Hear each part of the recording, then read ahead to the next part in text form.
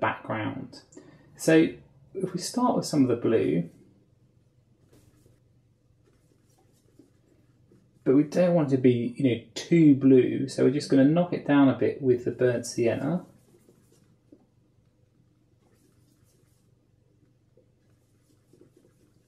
And lighten it slightly with the white.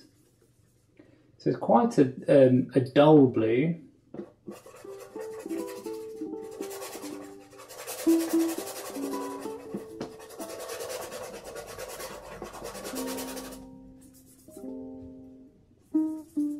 A bit more.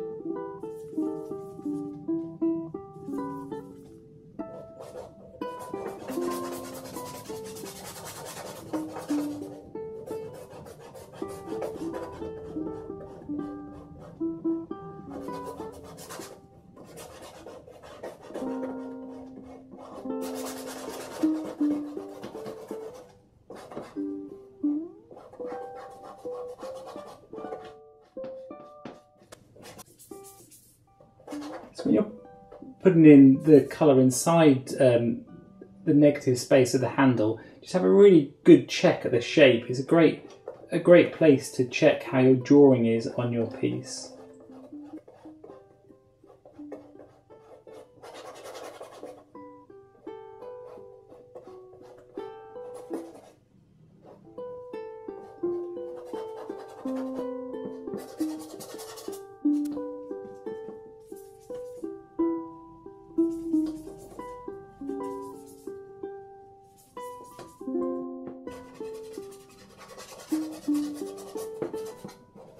Okay, great, and you can start to see already how the shape of the jug is starting to come out. We haven't really painted that much. We've painted a scrubby blue on the background, and then these blocks of darks and a little bit of light, but you can still start to see how this shape is coming out. We know that the painting is going to work really well. So if you notice on parts of your painting, any parts you start to see too much of the underpainting coming through, I'm just going to put a bit more of that dark just to emphasise that shadow side, just so that's nice and solid.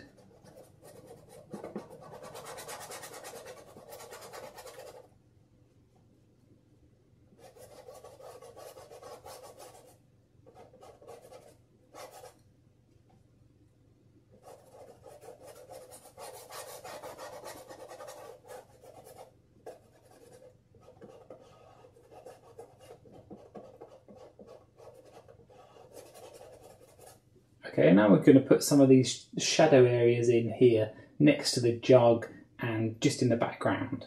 So we can start off with the dark colour.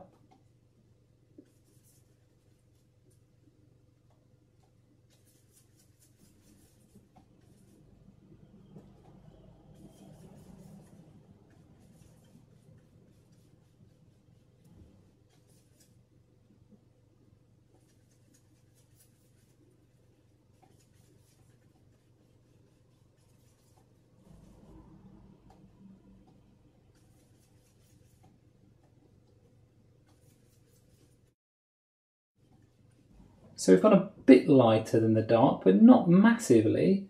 Just have a look on the actual painting.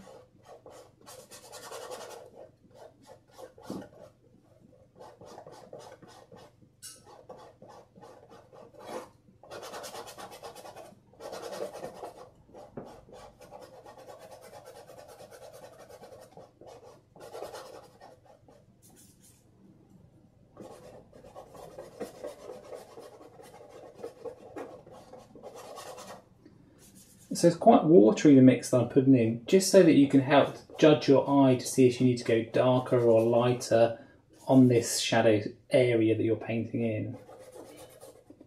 What you'll find is that often when you're trying to mix or match a colour, when you're just using a very, very limited palette, is you won't be able to mix it exactly.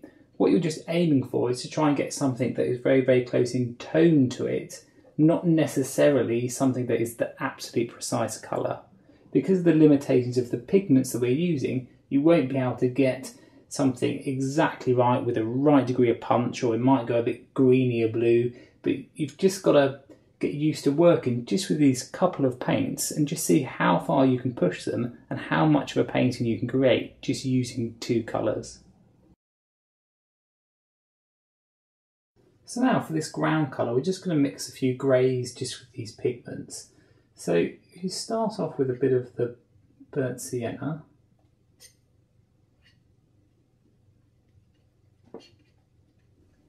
Notice how it goes very peach when you start to add white into it. So when you compare it to that, it's really far, far too peach. So we've really got to cool it down. So we start to add some of the blue to it.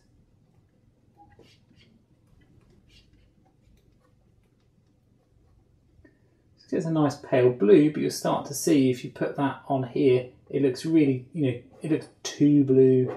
We don't want it that blue. We want it more of a neutral. It's so good to work between these two colours just to get practice in neutralising your pigments. Okay, that's quite a nice warm grey. We use him. Just add a bit more of the blue to him, just to cool him down. Just put a bit more pigment out. Just take a bit of the lighter colour that we've got, the warmer one.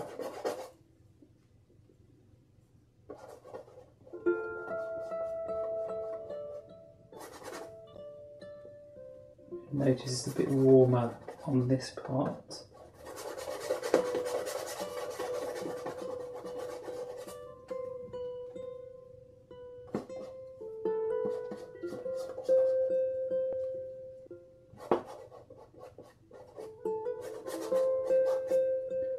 Then it's next to the cooler, darker blues, that darker bluey grey.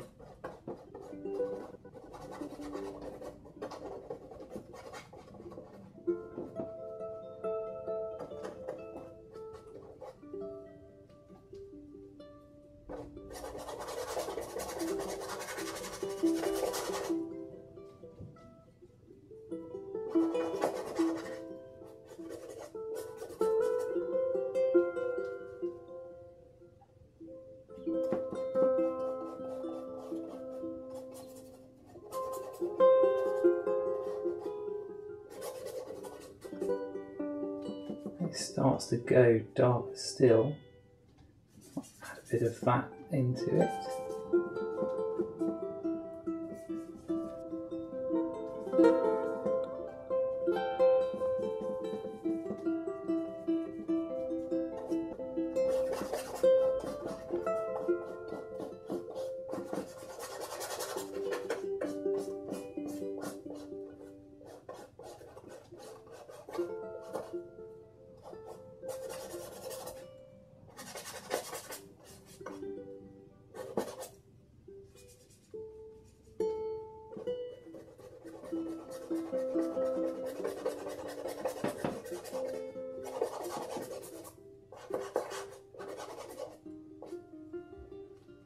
And when it's still wet on parts, I can just work some of the white straight on top of it.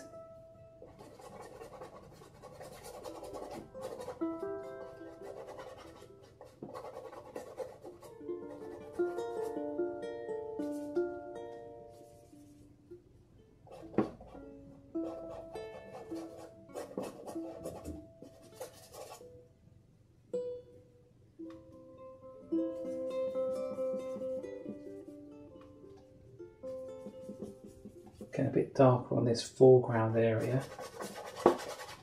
It's often handy to have a darker edge or a darker corner on your paintings. It just helps to send your eye back into the piece. It doesn't have to be very much, but it just helps it, so instead of your eye falling off here, the darker side just kind of pushes your eye back in.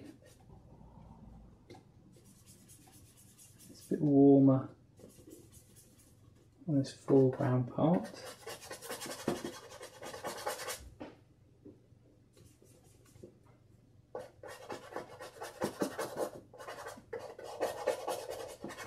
Quite sketchy. I'll keep some of that underpainting there.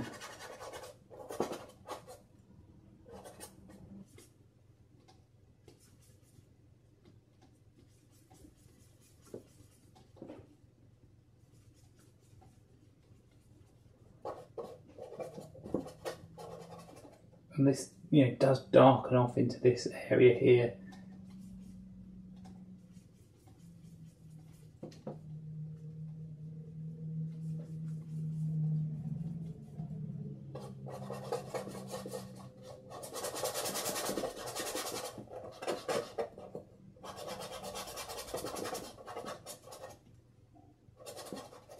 Then we can start to judge how our tones are going and say, okay, I need to darken off that a bit, put this dark area inside the actual jug, and then we can start to bring in some of that real warmth of the burnt sienna and start to see how our tones are working.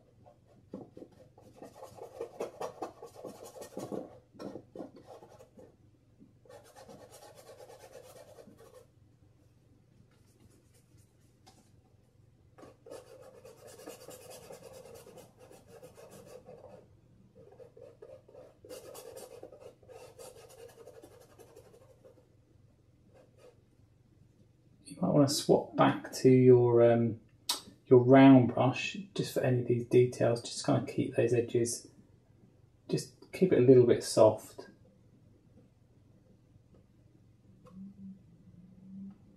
Okay, great. Now we can start to add some of that stronger burnt sienna into the jug and start to build on our painting from here.